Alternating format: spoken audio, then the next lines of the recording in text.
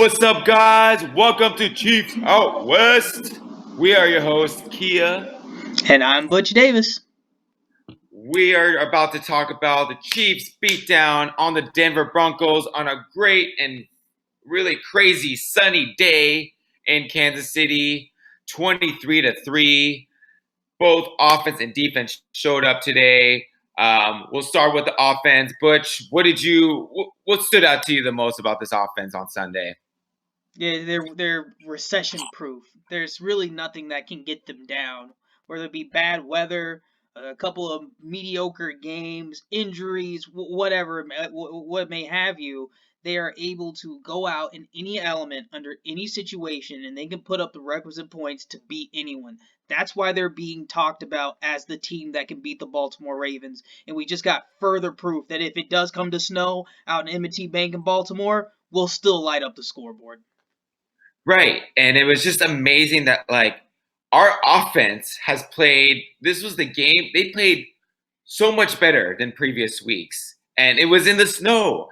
Our receivers were making their routes, they were cutting, they were just shredding their defense. They were just fast. And Mahomes, oh my God, it was so good to see him be himself. He looked so comfortable. He looked so calm in the pocket, making plays, not getting happy feet going back, go left and right away. He was really just trusting his line and just looking upfield and waiting for the plays. I was just so amazed. But yeah, what do you think? Who are you most happy with that you saw? Yeah, I mean, you said it. Like, the offensive line finally was able to hold up at the point of attack. You see Patrick step up in the pocket, trusted, and they started hitting on bombs that I haven't seen him hit in a couple of weeks. That touchdown throw to Tyreek Hill, that's because Pat was able to take one step forward, a hitch, and let it go right down the. That's what can happen when those routes start to develop. The pass protection starts to work from front to back and side to side. Is that Patrick feels more comfortable, is able to let those types of throws go. Those are types of throws that we didn't really see against the Patriots with too much regularity. We should start seeing that a little more often. Given that the Broncos' defensive line isn't what it used to be, they're very banged up. They're missing some players. So I'm not trying to get too high on that performance, but this was definitely a step in the right direction. Right. Yeah, and I was just impressed that we got our players involved. It wasn't just Tyreek. Yeah, we got a lot of Tyreek Hill and Travis Kelce, but Robinson stepped out. We saw Watkins in there. Again, Hardman had just one or two plays, but it was just good to see how he just was able to involve a lot of players. I felt like we were able to see just even in the run game a little bit, not too much, but all our players were just doing so well, and we seemed like such a complete team. Like there was no like at one time I feel like the Denver Broncos were like, dang, I don't know if we can cover all these guys. They're still playing at a fast pace. They're already fast, and they can still play fast in snow. Like this is just impossible. And I thought the advantage was for the Chiefs in this game. Yeah, and just the Denver defense had no answers. You can see guys, you heard like Von Miller's post-game speech. I mean, Von Miller sounded like such a defeated man. He said that this loss was like soul-crushing. He used those words. It's like, this kills Wow. my soul to see this continuously happen to his team.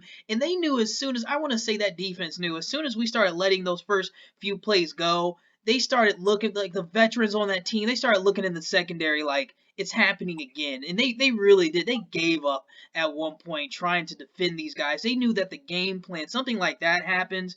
The defensive players for Denver knew that the game plan wasn't going to work. And I think that's what's most frustrating. It's not even that the players are good, which our players are better than theirs from the Right. offense to their defense. But they went into this knowing like this isn't the right game plan for these guys. We don't have the right stuff to stop these guys on a consistent basis. We're not prepared to defeat these guys, and they played like it.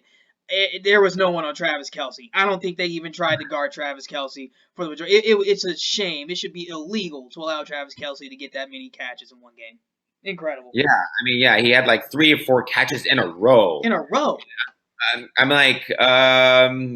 did they forget that he's an All-Pro and he got his 4th 1,000-yard season in a row? Like, I don't get what was going on. Yeah, Yeah, Denver Broncos seem to be lost. Maybe it was the injuries and also the snow, just the weather and everything. Um, but before we go to defense, what do you think? Like, are there still some weaknesses that you're still, or still some issues that you're worried about going forward? I mean, yeah, I definitely want to see the run game get going. Like this would be another. Once it gets snowy like this, I know we can throw it, but it would be great for this team to show that it has a consistent running back that can get in between the tackles and get you some yardage, and that in the red zone when we really need it, that we could score touchdowns. They had about, I forget what the red zone percentage was, but we had about 3 or 4 trips there where if we score touchdowns on half of them, this game goes from a blowout to a laugher. I mean, if we just scored 1 or 2 more touchdowns, Denver would have really began to roll. People would have really looked at that game and been like, "Wow, the Chiefs dismantled Denver." Instead, it looked like a decently close game. Right. And I'm hoping the interior line. I just hope they can, play better. Or I mean, they played pretty well last Sunday, but I hope they can kind of continue this. I'm actually hoping for Wazinski, number I believe 61, who's the backup. I'm really hoping that they would play him, in the Stefan playoffs. Wisniewski. Wazinski, yeah. And then so I'm really hoping that they will give him a chance because every time he gets a little, small amount of snaps, he does really well. He picks up some blitzes in the stunts and everything. That's a guy that I feel like we should look out for Yeah, he going may forward. not have much of a choice. Andrew Wiley went down late in that game with an ankle injury, so we might see him more sooner than later. Yeah. Even better. Yeah. So going on to the defense, allowing 3 points in the last 3 weeks. We're they're number one in a lot of areas, a lot of point stuff like statistics. And one of them is points per game. I believe they're only allowing 14 points per game in the last couple of games. Butch, do you think has our defense hit the ceiling? Do we really have a good defense? Yeah, we do, man. Like we've been mentioning this for a while now. We've been talking about this defense for weeks on end. We started to mention like, okay, as soon as we had that Titans game was a bit of a hiccup. I mean, that was a bit of an anomaly. We ran into a buzzsaw on that one. But there were numerous games after the loss to the Houston Texans where we said, look, this defense, they're building on some things from the front to the back, and in their communication and in their game planning where I really liked what they did, and we really liked what they did. When they played Green Bay, they had a good game against Aaron Rodgers and the Green Bay Packers. These last several weeks, they've been good in the pass and against the run. Like they've at times have been dominant and been really the reason why we've been winning games. I would want to temper it a little bit. The quarterback play hasn't been that good. The best quarterback we played against was Tom Brady, and his supporting cast is garbage. It's hot garbage right now. Right, We right. played against Drew Lock, who's a rookie. We played him at home in Kansas City in the snow.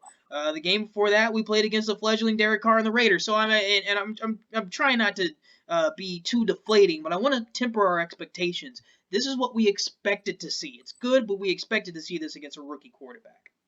Right. And yeah, and just like you said, like the games that that we played in the last couple of games weren't against like the best, very best offenses, but what I also do like though is that we're taking over. We're really giving them a beat down. Like we're not giving them a lot of chances to score. And that's what I like about the whole 14 points per game is that you know they're not a good team, so there should be no reason we allow so many them to score a lot of points. So that's a positive. But yeah, I'm still waiting for in the next 2 games we have Chicago and San Diego, so we're not going to really play anybody really great. But this is maybe this is a really good confidence booster.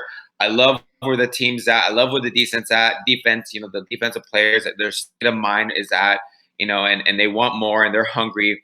But yeah, we haven't played against a team with a good running game the last couple of weeks either. So that's so it's still up in the air. But I loved how even in snow, they still were really fast to the ball, to getting to the players, tackling. Like they had no issues. Mathieu is still a beast. Frank Clark is still a beast, even though he has stomach issues. I don't know. Am I missing someone that we should give it a shout out to? I mean, they've all done excellent jobs. I would say, yeah, Juan Thornhill and Tyrann Mathieu. I don't think there is a better safety tandem in the NFL right now. Those two guys have been fantastic. They have covered up issues with the rest of our cornerbacks. Tyrann Mathieu deserved a Pro Bowl nod. What he was able to do, what he's been able to do in this second half of the season, has been nothing short of extraordinary. He had a rep against Courtland Sutton in the second half of that game in Denver against Denver, where Drew Lock threw a fade 1-on-1, the 6'4" Courtland Sutton being locked down by Tyrann Mathieu. Tyrann Mathieu jumps, separates the ball last second from Courtland Sutton's hands to stop a touchdown. What? This man should be that is there's not very many safeties in the league who can line up 1-on-1 across from another team's number one receiver and do that to a guy who's 6'4" and deserves to be in a Pro Bowl. I mean, Right. that's outstanding. That's outstanding play, and it's guys like him that give me hope. Like, man, even if we get into a situation in the playoffs where our offense isn't looking too great, the red zone offense, our margin for error is that much wider because as a group they're playing so well. Fantastic. Yeah. Right. Yeah. But going to some, things that I'm kind of worried about is, we got Emmanuel Ogba went down with a torn pec. And now, unfortunately, Alex Okafor is down with a torn pec. But we recently on waiver claims we got Terrell Suggs. Now, is he like, I don't know, is he better than Alex Okafor or like and Emmanuel Ogba individually, or who are we getting in this guy? Look, I mean, Terrell Suggs is one of my all-time favorites. I love the guy. You know me, man. When I was living out in Tempe, Arizona, all those years, Terrell Suggs he was a local hero, man. He was an Arizona State high school legend. Went to Arizona State University, had some great years there. Broke the NC2A Division One record for sacks in a career, and then he doubles down in the pros, and he has as many sacks over his career as multiple players have gotten over their careers combined. I mean, he is going to go down as, in my opinion, a first ballot Hall of Famer and an all around great pro. So that's the first thing. The second thing is, even at 37 years old, dude, he has juice. He still has it. He's still good after all these years. He's still able to set a physical edge in the run game. He's still playing a lot of snaps. When he was in Arizona, they put him on the field for a veteran guy. He played something like 60-70% of the snaps at times for them because they just didn't have a lot of depth on their defense out in Arizona. So when he comes to Kansas City with the rotation that we have with Tano, with Chris Jones being able to kick out to defensive end, with Frank Clark already here, with Damone Harris already playing, he'll be able to stay fresh at around 50% of the snaps, and they'll be able to put him in obvious run situations, especially in goal line packages. And if people try to run to Frank Clark, they're going to get stopped. And then if people try to run at Terrell Suggs, they're going to get stopped. Like people might have to stop running towards the Chiefs' edges now, which is something I didn't think I'd be able to say at the beginning of the season. Yeah, and just like thinking about, I'm like, dang, he's 37, but I'm like, okay, I mean, he's a little older. I don't know how older these defensive players get, but he still had 5 sacks and 5 forced fumbles, and I'm just like, whoa, okay, so this guy is still really good. And another thing that I'm really happy about is he has a Super Bowl win. No one in our roster has a Super Bowl win, I believe, and except maybe players on this on our coaching staff on the defensive coaching side, which is good. But we're bringing in a player who can bring another additional leadership, but that the veteranship as well, with the experience and what it takes to get to the Super Bowl and win it. And I think this is probably I was hoping with Okafor being there, it would have been great to just so we have more and more depth, but bringing him in could just really. Maybe this is it. Maybe this is what we need going down the field, going to the postseason. Maybe this is. I believe everything's meant to be, and I feel like this was really meant to be. Yeah, he's arguably a better player than Alex Okafor in some respects. His run defense is stifling at times. Teams choose not to run at Terrell Suggs when he's on the field, and this is just a type of move that championship teams do. When you are doing this is a low risk to no risk type of signing here. All we did was put in a waiver claim for him, and we popped up on the list first to sign him. So we get him. It costs us absolutely nothing to have him on our roster, and he's going to be productive for us for as long as he's on the field. That is like the trifecta. Like we probably couldn't have found this. We didn't even find this type of signing in free agency. We didn't even have to pay top dollar for what I think we're going to get for this guy. He's a little old, but we have 4 to 5 games at the most left. Those 4 to 5 games of Terrell Suggs, I'll take that any day of the week. Awesome, yeah, and it's coming at a perfect time. Chiefs are 10-4, 2 more games, hoping for a Patriots loss or mainly unlikely 2 losses from the Ravens just to get that number 2 seed. Hope it happens. Where our team is where it needs to be, defense where it needs to be, and they're only getting better. Offense is like finally connecting and getting better.